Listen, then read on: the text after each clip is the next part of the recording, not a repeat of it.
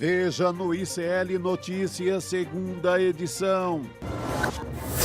Terceirizou o machismo.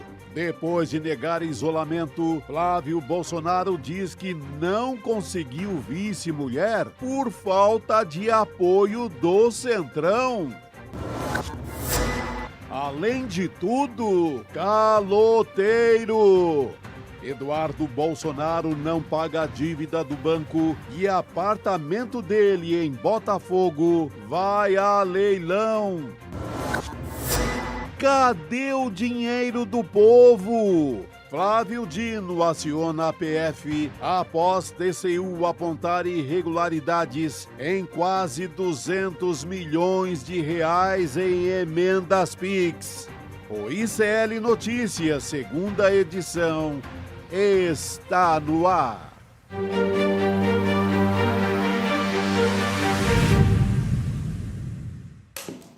Olá, boa tarde. Seja muito bem-vindo, seja muito bem-vinda. O ICL Notícias, segunda edição, já começou. Estamos ao vivo em todos os nossos canais. Sexta-feira, minha gente, hoje é dia 7 de agosto de 2026. Hoje com essa bancada completa. Rodrigo Viana e Chico Sá, boa tarde para vocês. Tudo bom? Por aqui, Gabi. Boa tarde, Gabi. Vamos embora. Firmes e fortes, aliás. Vamos sextar, mas sem calote, né, Chico Sá? Sem calote nesse programa. Já tô dando um spoiler aqui. Sem calote. Se faz sua dívida, pague direitinho, honre, né? Ou então vai no Desenrola. Eu vou sugerir o Desenrola já para um personagem. Também é bom. É isso. Vamos chamar o nosso primeiro destaque, vocês vão entender do que a gente tá falando. Vamos nessa.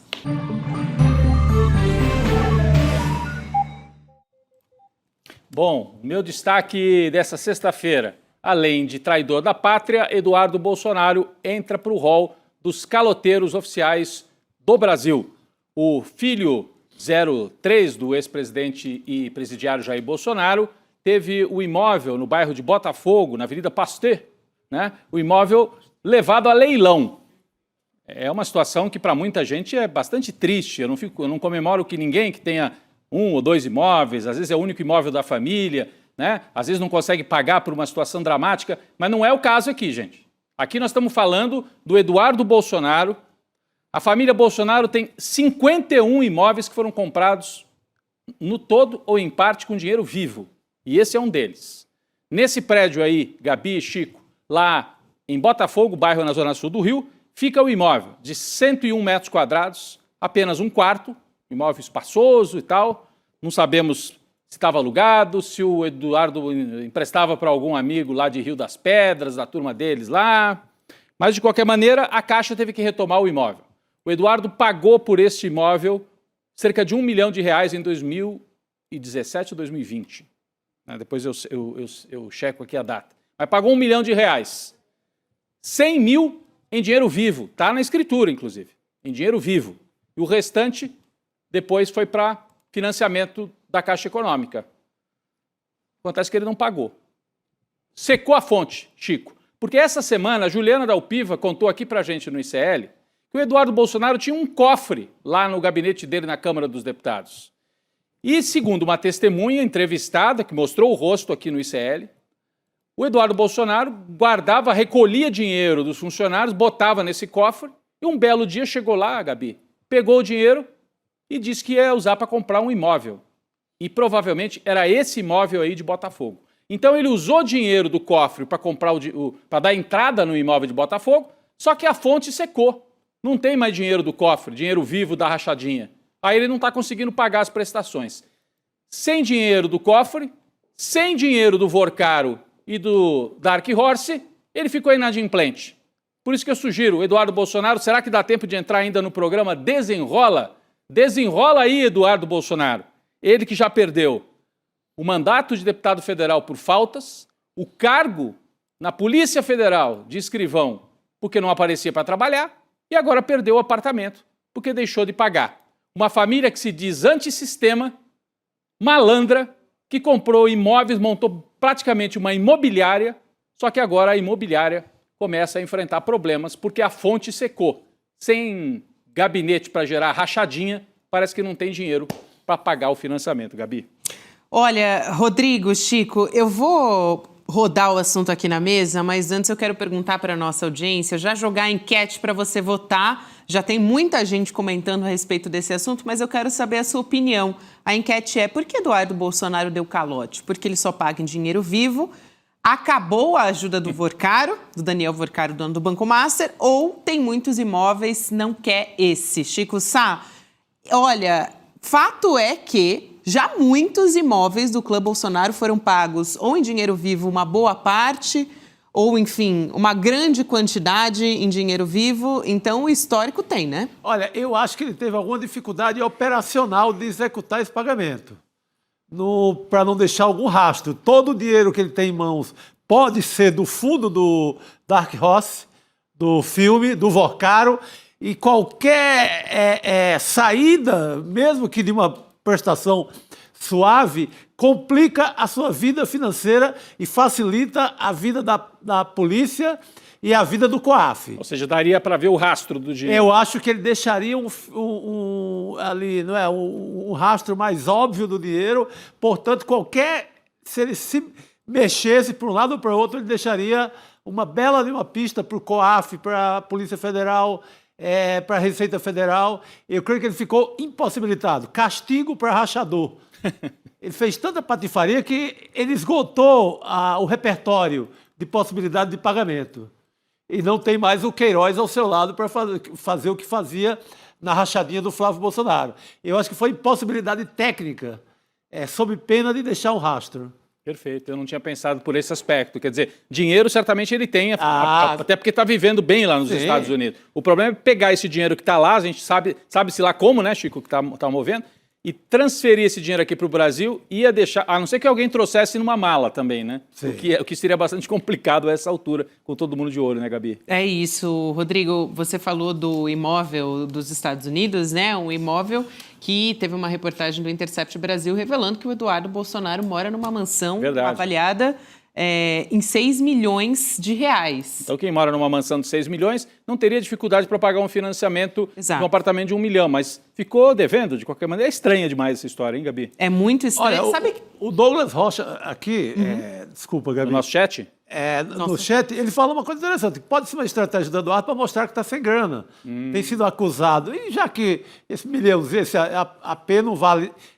dentro do que ele tem hoje, da fortuna dele, esse AP em Botafogo...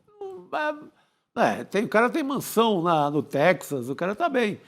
Então seria uma estratégia ali para mostrar que, olha como eu estou mal, e continuar pedindo Pix ao bolsonarismo e etc. Pode ser. Faz sentido também. Operação Pix de volta. Olha aí, eu tô com dificuldade. Me ajuda aí, como diria o Datena, né? Me ajuda aí. Ajuda aí, rapaz. Aliás, falando em ajuda, eu vou chamar a ajuda de Cristina Serra para tentar nos ajudar a entender esse quebra-cabeça do clã Bolsonaro. Cris, boa tarde para você. Bem-vinda. Bem-vinda. Oi, Gabi, Chico, Rodrigo, boa tarde. Boa tarde. Pois né? Temos agora Eduardo Bolsonaro, além de golpista, caloteiro, deputado fantasma, né? Só vai acumulando, né? Adjetivos. Agora, a gente estava aqui levantando a hipótese do porquê desse calote, né? O Chico Sá aqui levantou essa hipótese, acho interessante também pensar nesse caminho do dinheiro. E também a gente sabe que não vive em más condições o Eduardo Bolsonaro, né? Nessa mansão de 6 milhões de reais nos Estados Unidos. Tem até vídeo no Intercept Brasil, a reportagem do Intercept fez uma matéria mostrando as condições em que ele vive nos Estados Unidos, né? Muito longe de ser uma condição ruim no Texas, pelo contrário. Eu acho que é uma combinação de várias coisas. Concordo muito com o que o Chico falou há pouco. Talvez alguma dificuldade técnica, né, de fazer o pagamento. Mas acho também, e principalmente, né, acho que acima de tudo, hoje essa família tem tanto dinheiro, tanto patrimônio, que não é um apartamento em Botafogo, que vai... A perda de um apartamento em Botafogo... avaliado em torno de 1 milhão de reais, quer dizer, o valor que vai para o leilão é um pouco mais baixo, porque vai a leilão, né? Mas valeria em torno ali de 1 milhão de reais. Isso, de fato, para quem está vivendo nos Estados Unidos, vivendo tão bem, numa mansão que vocês lembraram, o Intercept mostrou, né? um padrão de vida muito acima, inclusive, eu diria, da média da população, da classe trabalhadora dos Estados Unidos, né? Sobretudo nessa crise que os Estados Unidos estão vivendo. Então, Eduardo Bolsonaro vive bem, tem dinheiro, dinheiro não é problema, tanto que se ausentou do país, né? Perdeu o mandato, perdeu o cargo na Polícia Federal. Ele não me parece nem um pouco preocupado com isso, né? O objetivo dele agora é outro. Ele se coloca como grande articulador brasileiro junto à extrema-direita internacional. Fotos, encontros com Netanyahu, circula pela Casa Branca e tudo mais. Então, não é, de fato, um apartamento de R$1 milhão em Botafogo que vai desfalcar o patrimônio dele. E, olha, acho que a melhor especialista nesse assunto, patrimônio da família Bolsonaro, né, é a nossa Juliana Dalpiva. Ela mostrou como a família, no livro dela, O Negócio do Jair, ela mostrou muito bem como é que eles constroem patrimônio com dinheiro vivo. Então, se não dá para fazer uma operação, regularizar a posse desse apartamento com dinheiro vivo, ou seja lá qual for a questão aí, né? Olha, deixa para lá, vou perder esse apartamento porque isso não vai me fazer falta a essa altura do campeonato. Eu acho que é um pouco por aí, Gabi. Concordo, Cris. Acho que vale a pena sempre relembrar, né, a nossa audiência de que esse livro da Juliana, O Negócio do Jair, mostra muito desse modus operandi que você estava explicando. Só para complementar, eu conversei com a Juliana um pouco mais cedo, ela confirmou que esse apartamento de Botafogo seria aquele apartamento comprado com o dinheiro que veio do cofre, segundo a testemunha que ela ouviu. Né? Ela falou, é esse apartamento mesmo. Essa história de que o apartamento foi para leilão, originalmente, está no nosso site, aliás, está no iclnoticias.com.br, mas foi originalmente apurada pelo Rubem Berta, jornalista investigativo lá do Rio de Janeiro, e ele traz a informação, eu estava aqui com a matéria dele, de que na escritura original, Cris, quando houve a compra do apartamento, ficou anotado assim, olha, a informação de que ele tinha dado um sinal de R$81 mil pelo imóvel e estava pagando 100 mil em moeda corrente do país neste ato, moeda corrente contada e achada certa. Então, pagou em dinheiro vivo, está na escritura, no 17º ofício de notas, no centro do Rio de Janeiro, apartamento comprado em 2020, só para checar aqui a data, 2020 mesmo. Isso aí.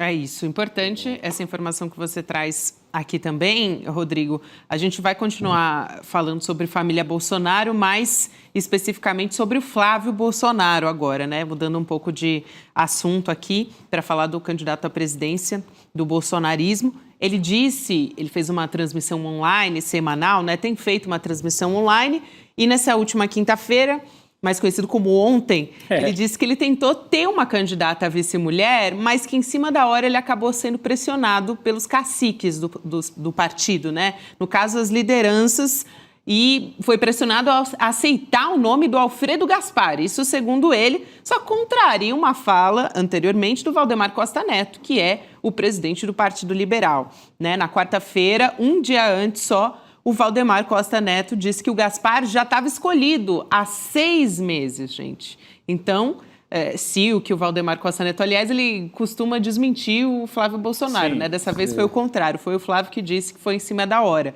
Mas, se isso for verdade, então, aquela história de que o Flávio Bolsonaro estava tentando muito uma mulher era um teatro.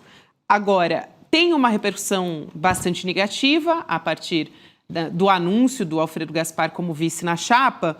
Chegou a circular também em Brasília, ontem o Chico Sá trouxe aqui, né, Chico, que o Flávio estaria tentando mais uma vez negociar com a madrasta. Surgiu a partir de uma apuração do Leonardo Sakamoto, lá do UOL, para que a Michelle Bolsonaro ocupasse essa vaga de vice. Então eles iam tirar, né, olha só que situação. Ele ia ficar só guardando o lugar, o Alfredo Gaspar, é isso? Para a Michelle entrar. Para depois a Michelle assumir. Então, assim, é um vai e vem, tem muita mentira também envolvida, tem aliado que ficou desconfortável, tem gente que queria a Michelle e também coloca ali, a gente sabe que é assim que funciona também, né? Aliados que plantam a informação para que comece um zum no entorno do nome. Então, tem muita coisa aí por trás, né? Ô, Gabi, é isso que você falou, acho que você resumiu, né? Tem um bololô aí de coisas, né? Porque, sobretudo, há uma disputa interna, nesse grupo todo que apoia a candidatura do Flávio Bolsonaro, dentro do PL, o grupo mais próximo a ele, o coordenador de campanha, o senador Rogério Marinho. Cada um tem seus interesses, cada um tem seus candidatos a vice. Quem conseguir emplacar o candidato a vice, né, abocanha uma situação de poder muito grande na chapa e numa eventual presidência, caso Flávio Bolsonaro vença. Estou aqui batendo na madeira, isso não vai acontecer. Mas, enfim, existe uma disputa de poder muito clara, muito evidente, que transpira, né? Vai para a imprensa. E isso que você falou, um planta, uma coisa aqui, outro ali. O que eu diria, o que eu tiraria de conclusão, o que me parece mais de fato existente, né, dentro desse caldo todo que a gente está analisando? Me parece que sim, que Flávio Bolsonaro queria uma candidata a vice. E acho que tentativas, me parece que isso é fato, né? Não é só achismo, né? Foram feitas tentativas muito claras de atrair candidatas mulheres para a vice na chapa de Flávio Bolsonaro. De fato, houve uma tentativa com a senadora Tereza Cristina, não deu certo. Ele chegou a fazer uma live, né, com Daniela Marques, que foi presidente da Caixa Econômica, muito próxima de Paulo Guedes, no governo Jair Bolsonaro. Se tivesse emplacado, seria, junto ao mercado de capitais, mercado financeiro, uma sinalização, né, muito positiva, do ponto de vista dele, claro, né, de compromissos econômicos da candidatura Flávio Bolsonaro. E, claro, havia sim tentativas, né, de que Michele Bolsonaro fizesse parte da chapa também. Mas aí, e aí também é outro fato, há sim uma resistência muito grande por parte dela, não só por todas as desavenças que já foram expostas, há uma tremenda dificuldade de relacionamento entre madrasta e enteado, né? E, novamente, digo aqui o que falei ontem, não me parece que ela trocaria o certo pelo duvidoso. A eleição dela para o Senado do Distrito Federal é líquida e certa, né? Por que ela vai trocar esta posição, que é uma posição de poder importante, né? Ser senadora da República, né? Uma mulher que tem como capital político eleitoral, entre aspas, apenas o sobrenome, né? Por que ela vai trocar esta eleição tão segura, que está na mão, para ser vice de Flávio Bolsonaro no meio desse caldo todo de disputas? Não me parece que ela faria essa opção, né? Então, o fato houve tentativas de trazer uma mulher para a candidatura, porque ele precisa aumentar a sua base de apoio entre mulheres, né, Flávio Bolsonaro. E aí, sim, como não conseguiu isso, não conseguiu nenhum outro nome de maior expressão, seja mulher, seja homem, lançaram mão de Alfredo Gaspar de Mendonça, que foi, sim, também me parece muito claro, por uma série de notícias publicadas aqui e ali na imprensa, uma opção de última hora. Aliás, tal e qual aconteceu com o pai dele. Em 2018, né, lembrem-se que ninguém antecipou que o general Mourão seria o candidato a vice na chapa de Jair Bolsonaro, né? Hoje senador Mourão. Por quê? Porque é difícil mesmo, quando se trata de uma disputa tão entranhada, né? Envolvendo tantos interesses, muito dinheiro e tal, é muita gente se engalfinhando. É difícil, nessas condições, você, de fato, escolher um vice. Eu acho que os próprios candidatos a vice avaliam muito. Será que eu entro mesmo nessa disputa tão encarniçada? Me parece que é um pouco por aí. Olha, para rodar o assunto aqui na mesa também, Cris, eu concordo com você, eu só quero trazer uma apuração do nosso Kleber Lourenço, a partir desse imbróglio todo, né?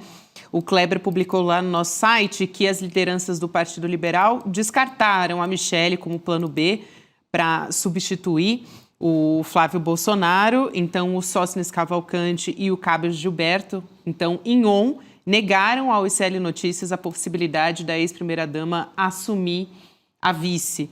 Na verdade, já se imaginava realmente que a Michele Bolsonaro não estava muito afim de assumir essa posição, né? Ela vem indicando ali... Ela já deu todos os sinais que não quer. Agora, essa lógica que é maluca. Não conseguimos uma mulher, vamos colocar alguém acusado de violentar uma mulher. É, para esculhambar de uma Como é que vez. você sai da possibilidade de uma mulher para totalmente o contrário? Alguém que é acusado de violência sexual contra as mulheres. Isso aqui é uma maluquice total, né? É por isso que eu acho que é uma aposta do bolsonarismo nessas últimas semanas de vestir o velho figurino, né? Sai o figurino de Flávio moderado e entra o figurino do Jair tradicional. Vamos para valer. Que é o figurino Jair raiz, que é contestar as urnas, falar que vamos bater em esquerdista, trazer o Milei para ficar gritando aqui na convenção, que mais? Atacar as mulheres com Paulo Figueiredo lá dos Estados Unidos e com o próprio candidato, dizendo que fez 2 meninas para tomarem conta dele quando ele ficar mais velho, como se as mulheres tivessem já um papel pré-definido de cuidadoras do pai, né? É para isso que elas vieram ao mundo, né? Assim, sem nenhum cuidado. Por isso que dá a impressão que não é um descuido, Gabi, que é uma escolha. Acho que eles fizeram uma escolha, inclusive com o novo marqueteiro, de entrar com tudo nesse figurino do bolsonarismo, da agitação, do absurdo. A gente fica olhando e pensando, mas é isso mesmo. É por aí que eles vão, né? Então, é uma atrás da outra. A gente pode esperar. Vai vir uma atrás da outra, eu acho que nesse sentido. Inclusive, esse sujeito aí que é o vice é dado aos maiores absurdos, de sair no meio da rua, ameaçar atirar nas pessoas em Alagoas. Sair com o trabuco na mão ali, Marcel, mandando bala para cima, ele é dessa linha. Não parece estar em muito boa forma para ficar com esse tipo de performance, mas de toda maneira é um cara que tem que, dado a esse tipo de ação. É isso. Rodrigo, Gabi, 2 Diga. acréscimos aqui muito rapidamente, Claro né? que sim. A campanha de Flávio Bolsonaro, né, muito naquela linha vocês vão lembrar que o Bolsonaro falou, pintou um clima, ele disse uma vez, quando ele passou por 2 jovens venezuelanas que estavam participando de uma oficina de maquiagem e ele as confundiu com garotas de programa. E ele mesmo contou que pensou, olhou para elas e pintou um clima, né? Então, essa é a família Bolsonaro, esses são os homens da família Bolsonaro. E sobre Alfredo Gaspar de Mendonça, nós também comentamos ontem, mas vale lembrar, as vítimas do caso Braskem sabem muito bem quem é Alfredo Gaspar de Mendonça. Nossa, Cris, essa história que você lembra aqui, né? E depois ele tentou desdizer. Foi uma coisa, assim, realmente asquerosa, né? Para dizer o mínimo, aquela fala do Jair Bolsonaro. E depois ele tentou voltar. Não, tiraram de contexto. É sempre assim, né? Tiraram de contexto a minha fala. Só que foi um momento também que foi muito utilizado isso na campanha eleitoral, né? Para expor quem realmente é o Jair Bolsonaro e, no fim das contas, todo o rol ali da família Bolsonaro, né? Porque os filhos são exatamente assim também. É assim que o Flávio Bolsonaro trata as mulheres, assim que o Eduardo também trata. Agora, a Fernanda, né, que é a esposa do Flávio Bolsonaro, tem assumido esse papel também com esse mesmo verniz, assim, de bela, recatada e do lar, aparece como cuidadora. É ela que deu um jeito no Flávio Bolsonaro, né? Ele diz publicamente. Que ele cometeu uns deslizes, aí a mulher foi lá e deu um jeito nele. Quase como se fosse uma mãe, né? Assim, do sujeito, né? Exatamente. Mas esse discurso era muito para tentar se vacinar com o que vinha do material do Banco Master. E pelo jeito os amigos lá no Supremo bloquearam, não saiu. Todo mundo segurou, porque tem foto, tem filme, tem vídeo, tem um bocado de histórias que comprometem a ideia que eles vendem de serem muito do lar, são familiares, são protetores da família brasileira, conservadores. Essas imagens mexeriam um pouco com quem ainda acredita nessa cascata. É verdade. Cris, seguimos nessa então? Semana que vem a gente se vê por aqui? Valeu. Com certeza. Agora, para mim, sextou, a Jurubeba está liberada. Opa! Hoje Cristina Serra já... da Serra Fluminense, é melhor do que a daqui. Bom demais. Obrigada, Cris. Valeu, querida. Valeu, querida. Na semana passada, agora o pessoal tá vindo aqui e já vai liberando a Jurubeba na sexta-feira. Todo mundo autorizado, por favor. Já deu uma sede, deu uma sedezinha. Uma sede meio diferente, né? Uma sede meio diferente. Ô Chico e Rodrigo também, sabe o que a gente tem para anunciar? A gente estava falando aqui de Clã Bolsonaro, que vem aí a segunda temporada do podcast no Alvo. Ah, rapaz, vi uma Podcast chamada de hoje de jornalismo manhã, do CL. meu Deus do céu. Você viu a chamada? Vi, Vamos trazer aqui, então, para Pelo quem amor ainda de não Deus. viu. A gente já teve a primeira... Só para te lembrar, a gente teve a primeira temporada do podcast No Alvo, né? Que foi sobre o Silas Malafaia, o trabalho da Juliana Dalpiva e do Igor Melo. Agora tem bastidores inéditos, documentos, falas de personagens dessa história que talvez você ainda não conheça sobre a intimidade do Flávio Bolsonaro na série O Herdeiro do Jair. Vamos assistir ao trailer. Centrado, ponderado. Ele se apresenta como o Bolsonaro que tomou vacina. Eu sou assim, a minha história de vida é assim, meu perfil é esse de ser um Bolsonaro centrado. Um filho que seria o oposto do pai. Uma espécie de Flávio B, ou quase um Flávio sem sobrenome. Ele não quis tomar vacina. Eu tomei 2 doses de vacina no braço. As pessoas já conhecem o Jair Bolsonaro, já viram ele sentado na cadeira de presidente. Mas as pessoas agora vão conhecer um Flávio Bolsonaro. Mas de qual Flávio Bolsonaro ele tá falando? Desse? Não se pode levar para o lado e simplesmente estigmatizar a milícia, em especial os policiais. Ou então desse aqui? O que nos une é desconfiança da urna eletrônica. Esse é o podcast No Alvo. E a segunda temporada é O Herdeiro do Jair. É Flávio Bolsonaro! Eu vou contar pra você quem é o Flávio Nantes Bolsonaro. Ele entrou pra política como parte de um projeto do pai. Um Flávio que aprendeu a atirar com um matador. Eu fui olhando dentro do box, dando instrução de tiro, né, por ideia de herói. E a partir disso, ele se transformou no homem de negócios do clã Bolsonaro. Tem erro, tem 1 milhão na conta e tal, tá? Mas, pô, não é nem sombra. Um herdeiro e operador direto de um esquema de desvio de dinheiro público de pelo menos 6 milhões de reais. Por enquanto a gente tem uma trégua, né? E que segue o baile. Um dinheiro que também trouxe poder, força para indicar ministros do Supremo Tribunal Federal e negociar com banqueiros como Daniel Vorcaro. Não sei como é que vai ser daqui pra frente, como é que isso tudo vai acabar. Tudo isso não é sobre o passado do Flávio Bolsonaro. É a história de quem ele realmente é.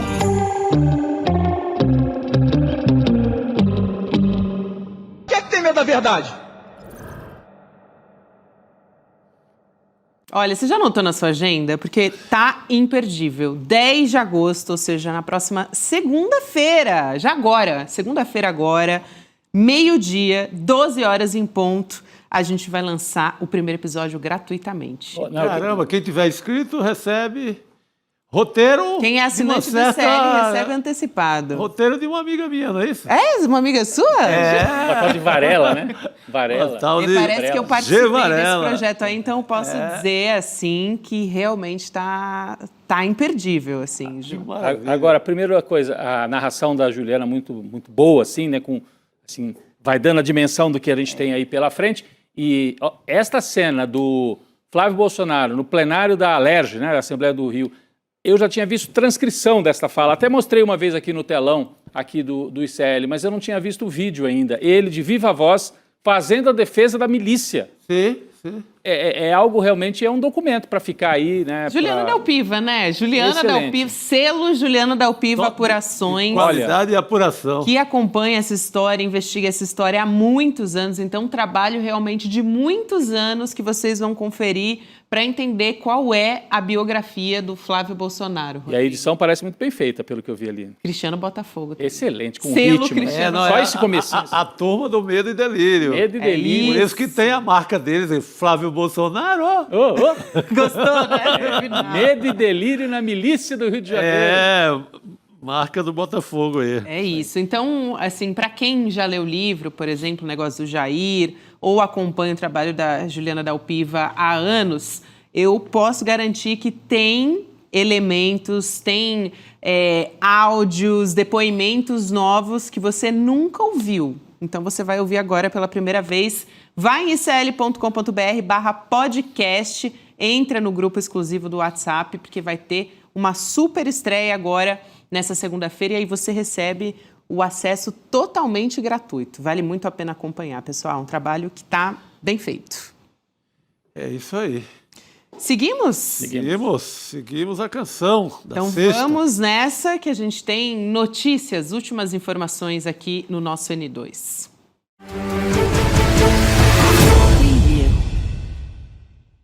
Bruno Concílio, boa noite para você. Boa noite, Gabi. Boa noite, Chico. Boa noite, Rodrigo. Vamos começar falando da conversa de Nicolas Ferreira com Romeu Zema. O deputado do PL tentou convencer o ex-governador de Minas Gerais a desistir da candidatura à presidência da República e disputar uma vaga ao Senado nas eleições de outubro. Segundo a apuração da Tainá Falcão, da CNN, o Nicolas afirmou que o encontro ocorreu em tom amistoso. A conversa não avançou e terminou com a decisão de Zema em se manter na disputa presidencial. Noticiário internacional. O Senado norte-americano aprovou o nome de Daniel Pérez para ser o novo embaixador dos Estados Unidos no Brasil. O Pérez é ligado ao secretário de Estado Marco Rubio e se transformou no pivô da nova crise entre Lula e Trump. Agora, a aprovação deve ser seguida por um pedido imediato ao consulado do Brasil, em Washington, para que seja dado um visto ao norte-americano. Mas a Casa Branca já alertou que se o Brasil mantiver em suspenso o processo, ela vai escalar a crise e adotar novas medidas. Agora sobre o Marcola, o ex-chefe de gabinete do presidente Lula. A PF deve ouvir Marco Aurélio Santana Ribeiro sobre a influência da empresária Roberta Luxinger no governo. Segundo a apuração do Gustavo Uribe, da CNN, a desconfiança é de que Marcola seria o principal canal de acesso de Roberta. Em nota, o Marcola admitiu que pegou um empréstimo com Roberta, mas rejeitou qualquer ilegalidade. A investigação também pediu a abertura de inquérito contra Fábio Luiz, filho de Lula, por suspeita de tráfico de influência. É com você, Gabi. É isso aí, muito obrigada, Bruno Concílio, que depois volta com mais informações aqui no nosso programa. A gente segue aqui trazendo mais destaques no nosso N2. Agora é a vez de Chico Sá brilhar nesse programa. Simbora.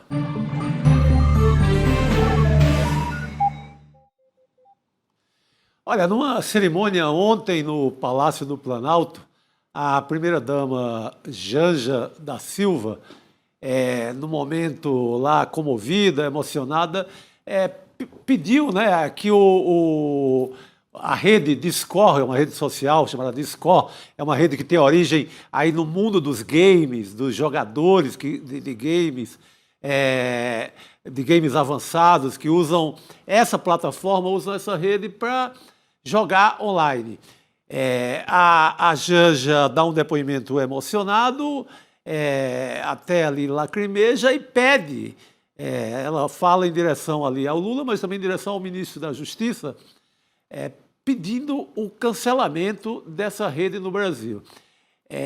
Isso deu uma maior confusão porque Janja está sempre no alvo aí da oposição, né? Virou uma personagem que a oposição, quando quer atingir o Lula, chama, convoca ali o nome da primeira-dama, da Janja da Silva. Mas ela estava emocionada, claro, mas baseada num acontecimento que é tenebroso. É um suicídio de uma garota de 13 anos, da cidade de Naviraí, no Mato Grosso do Sul. Ela chega a essa situação de morte porque se meteu ali numa gincana, num desafio nessa rede Discord, no meio de um grupo de jovens que ficavam instigando essa ação. Tem 6 pessoas já detidas pela polícia do Mato Grosso do Sul por conta dessa história. Era como se fosse ali uma espécie de campeonato de automutilação. Meu Deus do céu. Não é a primeira vez que acontece, mas essa menina perde a vida, deixando a família desesperada. Como é a Janja que fala e como ela é alvo, inclusive alvo até de fogo amigo dentro do próprio PT, virou um personagem polêmico dentro do governo, há essas discordâncias, exagero, banir a rede, etc. Pode ser até exagero banir, mas, no mínimo, uma moderação mais rigorosa, essa rede é obrigada a fazer, né? O Ministério da Justiça entrou na parada, a Advocacia Geral da União também. E, para você ter ideia que não é coisa da Janja, coisa da primeira-dama, Você vai conversar aqui em São Paulo, por exemplo, com o secretário de Segurança Pública, com o Oswaldo Nico Gonçalves, o delegado? Ah, o delegado. Ele tem a mesma impressão. Que tem que fazer alguma Não coisa. sobre esse caso específico, mas tem que fazer alguma coisa. E ele é um homem de direito, conservador e tal. Homem conservador, homem da direita. Mas eles criaram aqui em São Paulo um departamento de crimes cibernéticos, né? cibernéticos e que tem trazido a ele notícias desse tipo. Cara, tem espetáculos que eles promovem de, por exemplo, quem mata de forma mais perversa um cachorro, um gato. Isso é frequente. Não é que resolveram certo dia de 2026 fazer esse tipo de coisa. Então, é o que tem acontecido nessa rede, é frequente e tomara que, não que chegue ao banimento, que não é o ideal, digamos assim, mas uma moderação rigorosa. Que a própria rede faça, talvez, né? Exatamente. A rede sequer ela tem ideia. Essas pessoas que entraram nesse caso específico da morte dessa garota, a rede sequer conseguiu filtrar se eles eram de maior ou de menor, ou que idade tinha, ou de onde estavam, e etc. Então, é uma esculhambação que leva à morte cruel de uma garota de 13 anos. E incentivada. Alguém contra a Janja pode dizer, não, mas ela morreria em outra situação, é porque ela estava metida com esse grupo. Não! Ela entra nessa gincana e o que favorece, o que leva ela à morte é esse desafio promovido dentro dessa rede. Sim. Então, é realmente muito grave. Nossa, gravíssimo, Chico. A gente tem aqui a fala da primeira-dama, da Janja. Vamos colocar na tela? Por favor, vale por favor, só acrescenta, por favor. O que ela disse. Não posso aceitar uma menina de 13 anos se mutilar ao vivo na internet, do Discord e morrer. Não consigo admitir um país desse. Esse não é um caso isolado, são muitos e muitos casos. A gente precisa atuar junto ao judiciário para tirar essa rede horrorosa do ar. Ela cita esse caso, enfim, a gente já viu por aí várias reportagens mostrando esses jovens conversando no Discord, como é que acontecem os desafios, né, Chico? E é um filme de terror, especialmente para os pais, né, que têm filhos adolescentes, pré-adolescentes, até crianças que entram também no Discord. É sem controle algum, cara. É terra de ninguém mesmo, é sem lei, é absurdo.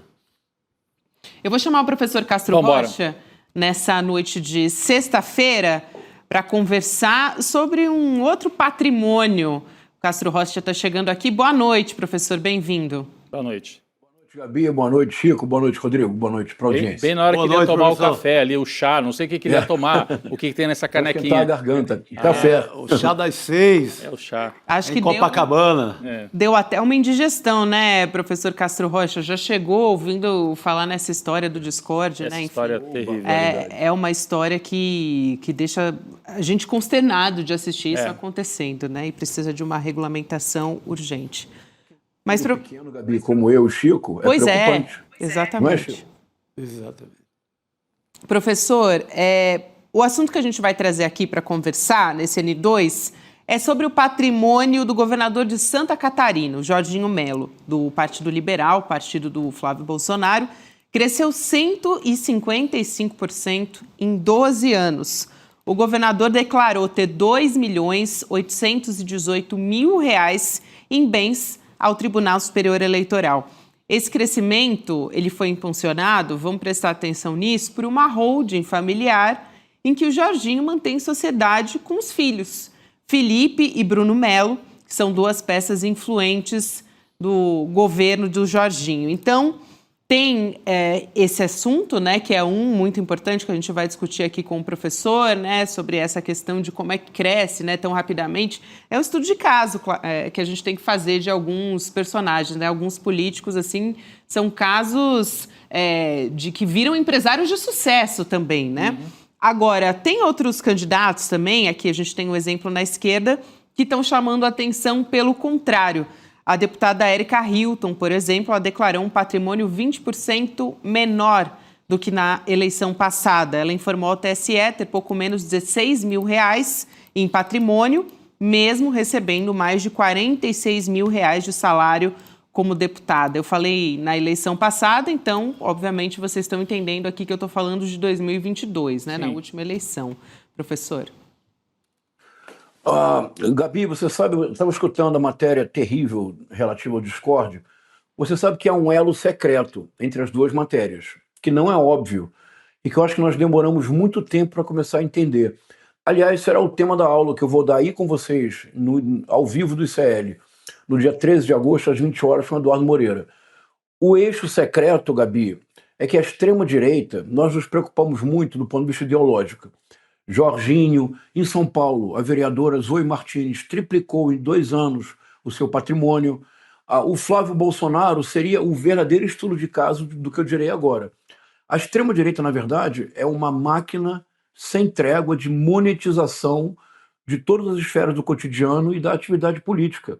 O que a extrema-direita faz para chegar ao poder é monetizar o ódio. O que a extrema-direita faz chegando no poder é esses aumentos expressivos de patrimônio através de uma monetização constante. O sal da terra aqui, o segredo, o que de fato está acontecendo, é que nós não nos estamos dando conta que a extrema-direita lança mão de uma ideologia radicalizada como um produto como outro qualquer. O que a extrema-direita realmente realiza ao chegar no poder é a monetização e, portanto, o enriquecimento de patrimônio. Vou repetir, Gabi, passo para vocês. Vou repetir. O verdadeiro estudo de caso não é nem o governador Jorginho. O verdadeiro estudo de caso é o Flávio Bolsonaro, que com salário de senador comprou uma mansão alegadamente por 6 milhões, o valor de mercado é 14, ele disse que pagaria em 30 anos, por isso pôde comprar, em menos de 2 anos ele quitou 6 milhões de reais de parcelamento. A vereadora Zoe Martins triplicou a sua declaração de renda em 2 anos como vereadora. O Nicolas Ferreira hoje é um milionário. Como é que eles monetizam? Eles oferecem cursos, eles criam uma máquina de ódio que é muito lucrativa na internet. Uma plataforma como Discord, olha o nome, Gabi, Discord, só existe porque é uma usina de monetização. O que eles monetizam? A dor, o sofrimento alheio, a total falta de empatia, o ódio. É isso que eles fazem o tempo todo. Esses casos espantosos de pessoas que aceitam desafios impossíveis. E é frequente o caso de morte de adolescentes no mundo inteiro. O caso dessa menina de 13 anos, infelizmente, não é uma exceção. Isso acontece no mundo inteiro. O que está por trás disso é uma máquina ininterrupta de monetização. Por isso, Gabi, a extrema-direita só chega ao poder pelas plataformas, porque as plataformas, de igual modo, monetizam tudo que diz respeito à experiência do humano é monetizável pelas plataformas. Esse, eu creio, é o elo de ligação entre as matérias. Perfeito, professor. Realmente, assim, quando o professor falou, né, que ia explicar o elo, eu fiquei imaginando aonde que ele iria chegar. Mas, professor, estudando há tantos anos, né, o submundo do bolsonarismo, da extrema-direita, do ódio, enfim, o senhor estuda aqui no Brasil, no mundo também, mas olhando para esses grupos e entendendo agora o funcionamento do Discord, né, que é uma terra sem lei, é onde eles se sentem mais à vontade, né, para propagar esse ódio, e faz muito sentido. Teve um outro dia que a gente falou justamente de um curso que o Nicolas Ferreira estava oferecendo, o Pablo Marçal oferecia muitos cursos também, né, quando foi candidato. Agora, pelo menos nessas eleições, não vamos precisar passar por isso. Mas entendemos muito de como funciona o modus operandi que o professor fez. Essa história de que político malandro ganha dinheiro na eleição é antiga, né, Chico? Sim. Você cobriu bastante política. Dizem que o Jânio Quadros gostava de ser candidato porque fazia grana. Recolhia dinheiro, ia bater nos empresários. Preciso de dinheiro aqui para derrotar os comunistas e tal, aquela coisa. Ademar de Barro, Jânio Quadros. Eu estou falando dos daqui de São Paulo, né, fora de outras partes do Brasil. Só que naquela época, só os grandões conseguiam recolher tanto dinheiro, né? A turma que ia para cargo majoritário. O que a internet e essas plataformas permitem, acho que aí a diferença, né, é que um Nicolas, que tem 30 e poucos anos, que, enfim, outros espalhados pelo Brasil, candidatos a deputado, também façam fortunas. Então não é mais só o Jânio Quadros que tinha o símbolo de varre, vassourinha e recolhia dinheiro e ficou rico com a política, né? E comprou uma mansão no Morumbi, um cara que era professor na origem também, né? Agora, o motivo, professor, é repetido até hoje, assim, é um motivo que vem desde o Jânio, que na campanha de 89 permite, por exemplo, que o PC Farias enche as burras de dinheiro. É sempre assim, a ameaça do comunismo, a ameaça da... O Lula e Brizola eu estou falando palavra dita pelo PC Farias. Fizeram a fortuna dele. Sim, a fortuna do Collor, o medo. Então, eles usam a mesma coisa. O Nicolas Ferreira usa a mesma história. É monetizar o medo. Você monetiza o medo. Monetiza o medo, isso é isso. E normalmente é o tal do comunismo e por aí vai. É isso, pessoal, mas hoje eu acho que é pior. É isso mesmo, Rodrigo, essa é a linha. Há muitas pessoas que se candidatam precisamente para arrecadar fundos de campanha. Sim. E fazem prestações de contas criativas, tão criativas quanto a contabilidade das lojas americanas, e guardam dinheiro. Isso sempre houve, não há dúvida alguma. Ou da Copenhague, mas hoje, loja da Copenhague. Isso, exatamente. Mas hoje, Rodrigo, Chico e Gabi, eu acho que hoje é muito pior. Porque no passado era um medo do comunismo. E, de fato, é isso mesmo. Mas hoje eu acho que é pior, Rodrigo, porque hoje está disseminado. Qualquer pessoa que tem acesso à internet consegue fazê-lo. E o mecanismo não é o medo de uma ideologia concreta e específica. Porque se nós estamos falando de Brasil, 1961, Jânio Quadros eleito, nós estamos falando que 2 anos antes, no dia 1 de janeiro de 1959, Fidel Castro, Che Guevara, Camilo Cienfuegos entraram em Havana e começou um regime comunista em Havana. Nós estamos falando de uma época do mundo em que havia o leste europeu, havia a China, havia uma tensão bipolar, havia 2 mundos. Ou seja, o medo do comunismo, aqueles que tentavam dele se aproveitar, Rodrigo, era palpável, era uma coisa concreta. Hoje, o que acontece, isso é muito mais grave, é que hoje qualquer pessoa que tem acesso à rede social consegue, através do ódio, monetizar. Isso tem levado a uma crise civilizatória no mundo inteiro, não nos enganemos. E veja, Gabi, isso que eu estou dizendo agora, para mim é novo.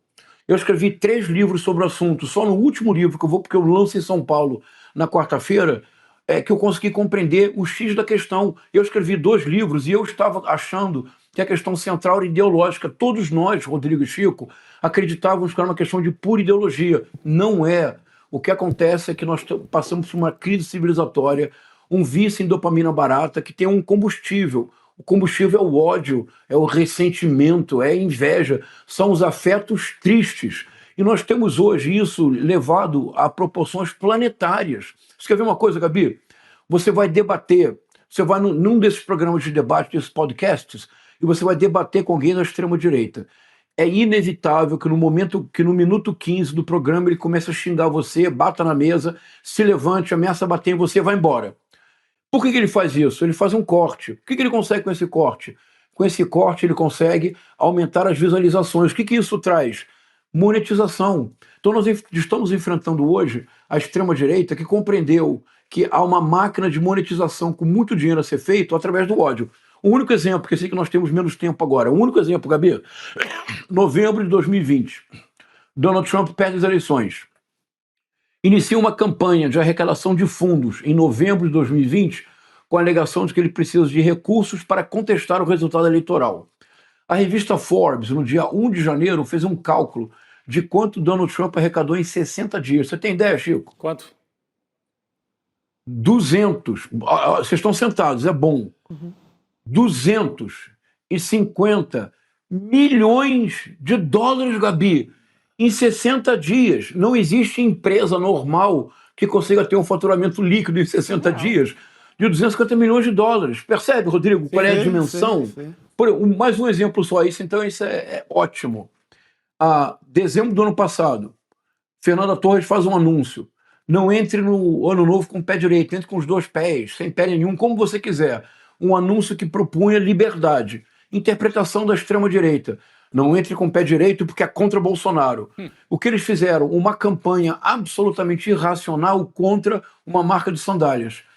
Aí nós ficamos pensando, Chico, dissonância cognitiva coletiva, é um delírio. Em maio deste ano, Gabi, o indefectível, não vestidinho preto, o indefectível Nicolas Ferreira anuncia numa live que foi criada uma nova marca no Brasil e que ele é o embaixador da marca. Qual é a marca? Pé direito. É marca de quê? De sandália, Gabi. Percebe? Então a extrema-direita ela trouxe para a esfera da política todas as regras da economia digital e todas as regras da economia da atenção. O efeito é a ruína civilizatória que nós vivemos hoje. Nós não conseguimos mais conversar com as pessoas. Elas começam a gritar. Mas por que elas gritam? Porque elas estão indignadas? Não. Elas querem fazer um corte e quanto maior o volume de decibéis, maior... Opa, a gente teve uma interrupção aqui. Mas em relação a isso que ele falava, eu assistia um debate, entre aspas, entre a Natália Boulos, candidata, e uma candidata de extrema-direita, uma delegada. E aconteceu exatamente isso. Lá pelas tantas, a delegada começa a gritar e a xingar. E aí ela diz assim, mas peraí, você está me xingando, vamos... Não. E aí... aí vai pro... Porque o que interessa é o corte, que ela vai depois rodar nas redes dela e monetizar. Exatamente. Não é o debate ali no podcast. Então, se passar o podcast inteiro na conversa ali, mais ou menos civilizada, não fez efeito nenhum. Ela vai ter que bater na mesa e criar aquele climão e... Por isso que tem gente que acha que não se deve debater com a turma da extrema-direita, porque você vai lá para ser escada para depois eles ganharem dinheiro. É isso. Tem muito especialista que chama atenção para isso. Professor Castro Rocha, a internet dele não ajudou, mas eu queria deixar aqui um recado importante para o professor, que na terça-feira, para quem estiver no Rio de Janeiro, a gente vai ter o lançamento do livro A Era de Ricardo III, Guerra Cultural como Método. O professor João César de Castro Rocha vai estar na livraria Blux, Praia de Botafogo. Para quem estiver lá no Rio de Janeiro, vale a pena, porque vai poder também conversar com o professor. 7 horas da noite, hein? E 11 é terça-feira. Então, deixa aí anotado na sua agenda, porque tem o lançamento com bate-papo. É sempre uma oportunidade também para trocar ali com o professor Castro Rocha. Um privilégio, né? Mais um livro, mais um belo livro do professor. Por favor, cheguem junto. É isso aí. E falando em professor Castro Rocha, ele é colunista da nossa revista Liberta. Então, vamos trazer aqui a capa dessa semana, uma edição que fala sobre confiança em pesquisa eleitoral. Você confia? Dá para confiar ou não? Olha aí, a tela tá uma luta, né, de esgrima, na verdade, né? Sensacional. Entre o Lula... A espada vira o índice de aprovação, de popularidade. Assim, graficamente, é genial assim, a capa, né? Porque são aquelas curvas... deixa mais um pouquinho a capa aí, por favor, pessoal. Pode ser? Desculpa. Isso. Porque quem está só nos escutando, às vezes agora tem a chance de olhar. É mais uma capa do Aroeira, né? Nosso grande Aroeira. Então ele tem essa sacada, né, Chico? Sim. De pegar ali as curvas, Gabi, dos votos e transformar na espada ali entre os dois principais oponentes, né? Pesquisas eleitorais são confiáveis? É um texto do Luiz Costa Pinto, é isso? Luiz Costa Pinto e a cientista política Maíra Goulart também Maíra assinando a reportagem de capa, falando da desconfiança de parte da população, enfim... Vale a pena acompanhar a nossa revista Liberta. Você que ainda não é assinante, eu recomendo que você assine a revista Liberta, porque semanalmente a gente traz artigos inéditos e também os nossos colunistas fixos, como o próprio professor Castro Rocha. Vamos seguir aqui? Vamos. Temos mais notícias.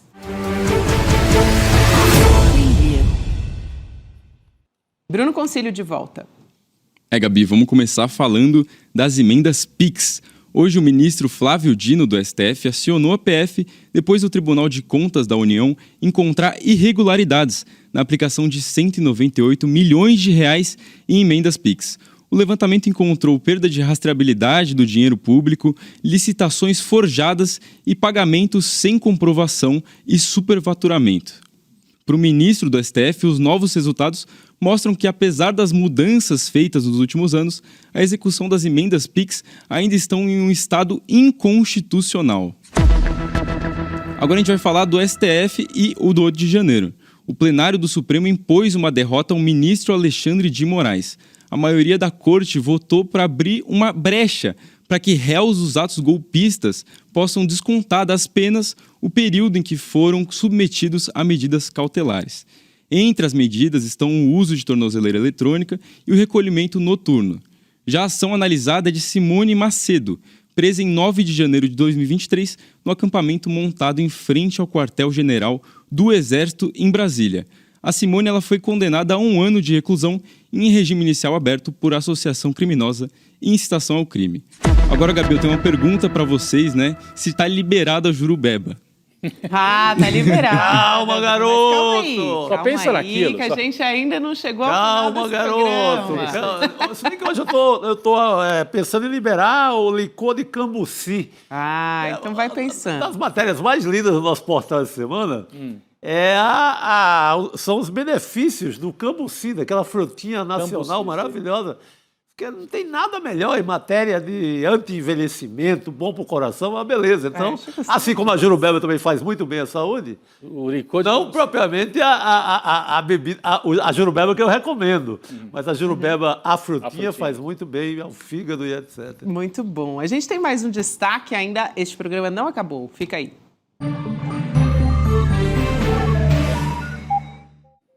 O destaque de hoje é para a Lei Maria da Penha, que completa 20 anos. Ela é reconhecida internacionalmente, uma das legislações mais avançadas do mundo no combate à violência contra a mulher, um marco civilizatório que instituiu a medida protetiva, que é tão conhecida. E eu quero destacar aqui uma imagem dessa semana, o caso de uma mulher de 28 anos no Paraná que fez um sinal universal de socorro. A gente vai mostrar os vídeos, aqui as imagens na tela para você acompanhar, ela colocando a mão para trás. Isso aconteceu porque, nesse dia, ela foi agredida pelo ex-companheiro que invadiu a casa dela. Ela foi agredida com socos, chutes, com cabo de vassoura, enfim. E esse homem obrigou que essa vítima acompanhasse ele na rua, que são essas imagens que você está vendo. E ela fez um sinal, um pedido de socorro, colocando a mão para trás, e foi quando ela recebeu justamente esse socorro. Ele foi preso em flagrante nesse dia, só que ele foi liberado depois de uma audiência de custódia. E isso chama a atenção também pela dificuldade de implementação dessas medidas de proteção da lei, né? Porque é claro que a gente se pergunta por que ele foi solto depois de ser preso em flagrante. Só que o que aconteceu? Depois que ele foi solto, ele voltou, apedrejou a casa da família dessa vítima, vandalizou o carro dela, ameaçou a família, enfim. A mulher pediu medida protetiva e agora ele acabou de ser preso de novo nessa quinta-feira, ou seja, ele foi preso 2 vezes em menos de 4 dias. Então, a gente sabe que o desfecho dessa história poderia ter sido outro. Ainda bem que ela agora está em segurança, mas poderia ter sido muito pior e seria um caso evitável, né? Porque a vítima denunciou e ela foi socorrida ali quando ela fez esse sinal. E eu quero aproveitar esse espaço para aproveitar e ensinar você que não conhece esse sinal que pode salvar a vida de uma mulher, né? É um gesto que é muito silencioso, que não é percebido pelo agressor. Ela colocou a mão para trás, como você viu aí no vídeo, e foi o que permitiu que as testemunhas chamassem a polícia nesse caso. Então, vou pedir para o pessoal fechar a câmera aqui na minha mão e eu vou ensinar a fazer esse sinal de socorro que são usados, né? É um sinal usado, na verdade, por mulheres em sinal de perigo. Então, você me acompanha aqui na tela, vou pedir para vocês fecharem aqui, ó, na minha mão, vamos tentar fazer isso, ou então eu coloco junto aqui com o meu rosto, tá tudo bem. Então, você fica com a mão aberta e tem o polegar e depois fecha. É assim o sinal. Então, polegar e depois fecha. Esse é o sinal que ela fez. Ela colocou as mãos para trás e fez esse gesto, que é muito simples e é uma maneira de ela não ser percebida pelo agressor também. Então, se você vir alguém fazendo esse sinal, se aproxima de forma discreta, pergunta se está tudo bem, pede para essa pessoa te acompanhar para um local mais seguro e chama a polícia, gente. Porque a gente tem, assim, uma epidemia de feminicídios no nosso país, 4 mulheres, em média, mortas por dia. Então, é claro que a gente celebra a conquista, né, Rodrigo e Chico, da Maria da Penha, mas perfeito, cobra segurança e que a vida das mulheres seja priorizada. E ó, só para ressaltar, por favor, ligue sempre 180, 24 horas por dia. Olha, Gabi, cobrar também ainda a estrutura. Hoje a deputada Jandira Fegali veio no nosso N1 de manhã e falando que tem que comemorar os 20 anos, a lei ganhou uma força nesses 20 anos, mas ainda falta muito delegacia da mulher, falta muita estrutura ainda de governos estaduais que não cumpre essa sua parte. E eu queria lembrar também o que um canal chamado Brasil Paralelo tentou fazer para acabar com a reputação da Maria da Penha. Acabar com a reputação, destruir a reputação da personagem que dá nome à lei, a cearense Maria da Penha.